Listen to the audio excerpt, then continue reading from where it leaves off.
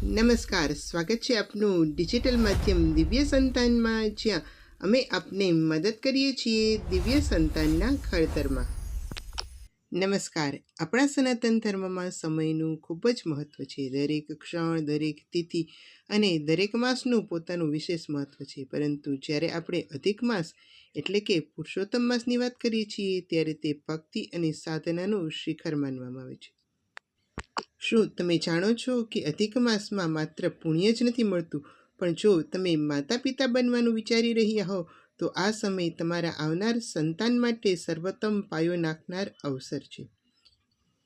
આજના આ વિડીયોમાં આપણે જાણીશું કે જો તમે ગર્ભધારણની પૂર્વ તૈયારી કરી રહ્યા હોય તો અધિક માસ એની પૂર્વ તૈયારી માટે શા માટે શ્રેષ્ઠ છે. આ માસ દરમિયાન દંપતીએ શું કરવું જોઈએ, કયા નિયમોનું પાલન કરવું જોઈએ.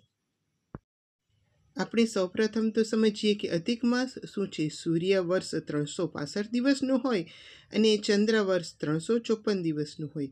બંને વચ્ચેનો આ 11 દિવસના તફાવતને સંતુલન કરવા માટે દર 3 વર્ષે એક વધારાનો મહિનો ઉમેરવામાં આવે છે. આધ્યાત્મિક રીતે આ મહિનાને પહેલાં મળ માસ તરીકે ઓળખવામાં આવતો હતો. કોઈ દેવતા તેનો સ્વીકાર કરવા તૈયાર નહોતા. ત્યારે ભગવાન વિષ્ણુએ પોતાનું નામ આપ્યું અને પુરુષોત્તમ માસ કહેવાયો. ભગવાન વિષ્ણુ એ સૃષ્ટિના પાલનહાર છે અને સંતાન ઉત્પત્તિ અને તેનું પાલન તેમના જ આશીર્વાદથી શક્ય છે. તેથી જે લોકો ગર્ભધારણ પૂર્વ તૈયારી કરવાનું વિચારી રહ્યા છે તેના માટે આનાથી વધારે પવિત્ર કોઈ સમય નથી.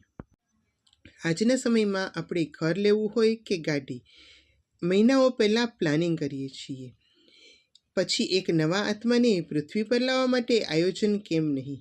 આપણા શાસ્ત્રો અને આયુર્વેદ કહે છે, જેવું માતા પિતાનું મન અને શરીર તેવું જ બાળકનું ભાગ્ય. જો ગર્ભધારણના 3 થી 6 મહિના પહેલાં દંપતી સાત્વિક જીવન જીવે તો આવનાર બાળકમાં દૈવી ગુણ ઉતરે છે. અધિક માસ એ શુદ્ધિકરણનો સમય છે, જે તમારા શરીર, મન, ભાવના અને આત્માને ગર્ભધારણ માટે તૈયાર કરે છે.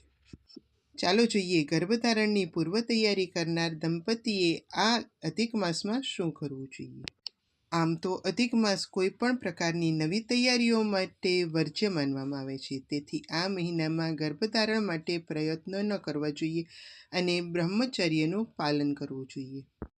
જો શક્ય હોય તો બ્રહ્મ મુહૂર્તમાં ઉઠવું અથવા તો કમસે કમ સૂર્યોદય પહેલાં ઉઠી જવું જોઈએ. આ સમયે વાતાવરણમાં ઓક્સિજન અને સકારાત્મક ઉર્જા સૌથી વધુ હોય છે, જે તમારા હોર્મોનલ બેલેન્સ માટે રામબાણ ઇલાજ છે. અધિક માસમાં ઉપવાસ અથવા એકટાણાનો મહિમા છે. પ્રેગ્નન્સી પ્લાનિંગ કરતા લોકોએ ખૂબ કડક ઉપવાસ ન કરવા જોઈએ, પરંતુ સાત્વિક ભોજન તો લેવું જ જોઈએ. ડુંગળી, લસણ અને બહારનું જંક ફૂડ અને વાસી ખોરાક છોડવું જોઈએ. આનાથી બીજની શુદ્ધિ થાય છે. આપની શારીરિક સ્થિતિ અનુસાર ઉપવાસ કે એકટાણા કરવા જોઈએ. પુરુષોત્તમ મહિના દરમિયાન દરરોજ પુરુષોત્તમ મહાત્મ્યનો પાઠ કરવો જોઈએ. કથા, વાર્તા વાંચવી જોઈએ. આનાથી સાત્વિકતા અને શ્રદ્ધા ભક્તિ વધે છે. માતા પિતાના મનમાંથી ડર દૂર થાય છે, ચિંતા દૂર થાય છે અને મન શાંત બને છે. ભગવાન પ્રત્યે શ્રદ્ધામાં વધારો થાય છે. શ્રીમદ ભાગવત પુરાણનું વાંચન, પઠન અથવા શ્રવણ કરવું જોઈએ. એવી જ રીતે ગીતાજીના શ્લોકો વાંચવા, તેના અર્થને સમજી અને શ્રી કૃષ્ણ ભગવાને વર્ણવેલા એ દિવ્ય જ્ઞાનને સમજવાનો પ્રયત્ન કરવો જોઈએ. આ બધી જ પ્રવૃત્તિઓ મગજના ન્યુરોન્સનું રિવાયરિંગ કરે છે અને હોર્મોનલ્સ બેલેન્સ દ્વારા ગર્ભધારણ માટે સંપૂર્ણ તૈયારી કરી આપે છે, જે શારીરિક, માનસિક, ભાવનાત્મક અને આધ્યાત્મિક બધા જ પ્રકારની છે. પુરુષોત્તમ મહિનાની આગલી મહત્વની પ્રવૃત્તિ એટલે મંત્ર જાપ છે. આ મહિનામાં ગાયત્રી મંત્રના જપ સાથે વિષ્ણુ સહસ્ત્ર નામનો પાઠ કરવો જોઈએ. સંતાન ગોપાલ મંત્રનો પાઠ કરવો જોઈએ. આ ધ્વનિ તરંગો તમારા શરીરના કોષો ઉપર સીધી અસર કરે છે અને ગર્ભધારણ માટે શરીરને, મનને તૈયાર કરે છે. અધિક માસમાં એકટાણા અને વ્રત શું શીખવે છે? સંયમ. ગર્ભધારણ માટે શારીરિક તૈયારીઓ પૂરતી નથી, ભાવનાત્મક જોડાણ પણ જરૂરી છે. આ મહિનામાં દંપતીએ પરસ્પર ઝઘડા, ક્રોધ કે ઈર્ષાથી બચવું જોઈએ. એકબીજા પ્રત્યે આદર અને પ્રેમ વધારવો જોઈએ. જેમ તમે ખુશ અને સંતુષ્ટ હશો તેમ તમારા શરીરમાં એન્ડોર્ફિન અને ડોપામાઇન જેવા હેપી હોર્મોન્સ મુક્ત થાય છે, જે આગળ ગર્ભધારણની પ્રક્રિયાને સરળ અને સફળ બનાવવામાં મદદ કરશે. આગલી અધિક માસની વિશિષ્ટ પ્રવૃત્તિ છે પ્રાર્થના. ઉત્તમ અને દિવ્ય સંતાન માટે દરરોજ પરમપિતા પરમાત્માને પ્રાર્થના કરવી જોઈએ. પ્રાર્થના એ માત્ર શબ્દો નથી, પરંતુ એક ઉર્જા છે, એક શક્તિનું કેન્દ્ર છે. પ્રાર્થનામાં બોલાતા સકારાત્મક શબ્દો સબકોન્શિયસ માઇન્ડને ગર્ભધારણ માટે તૈયાર કરે છે, ઈશ્વરીય ચેતના સાથે અનુસંધાન સાધવામાં મદદ કરે છે. માનસિક અને શારીરિક તૈયારીઓ થતી હોય ત્યારે બ્રહ્માંડની શક્તિઓને આવાહિત કરી આ કાર્યમાં મદદ કરવાનું કામ કરે છે અને દિવ્ય આત્માનું આવાહન પણ કરે છે. આપના માટે એક સારા સમાચાર છે. અમે તૈયારીઓ કરી છે કે દરરોજ અમે એક ગર્ભધારણ પૂર્વ તૈયારી માટેની એટલે કે દિવ્ય સંતાનને આમંત્રિત કરવા માટે પરમાત્માને પ્રાર્થના કરવાની વિડીયો બનાવીશું અને દરરોજ આ વિડીયો અલગ અલગ હશે. આમ આપણે પુરુષોત્તમ માસ દરમિયાન દરરોજ જુદી જુદી પ્રાર્થના દ્વારા દિવ્ય સંતાન માટે આશીર્વાદ માંગીશું. આ માટે આ ચેનલને સબસ્ક્રાઈબ કરી અને બેલ આઇકોન ઓન કરી દેજો, જેથી દરરોજ મુકાતા નવા વિડીયોની તમને નોટિફિકેશન મળે. આપણે પ્રયત્ન કરીશું કે આગલા દિવસે જ આપણે આગળના દિવસ માટેની પ્રાર્થનાનો વિડીયો મૂકી દઈએ. હવે વાત કરીએ ખૂબ મહત્વની પ્રવૃત્તિની. અધિક માસમાં દાનનું ખૂબ મહત્વ છે.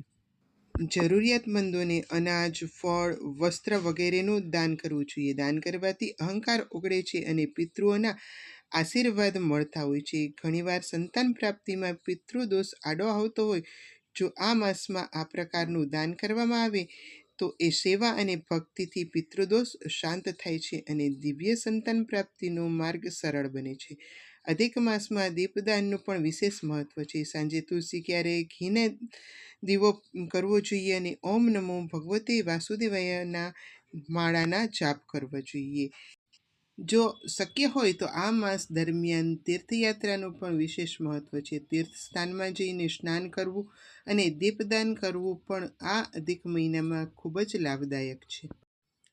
ગર્ભધારણ એ માત્ર શારીરિક ઘટના નથી, તે એક આધ્યાત્મિક યાત્રા છે.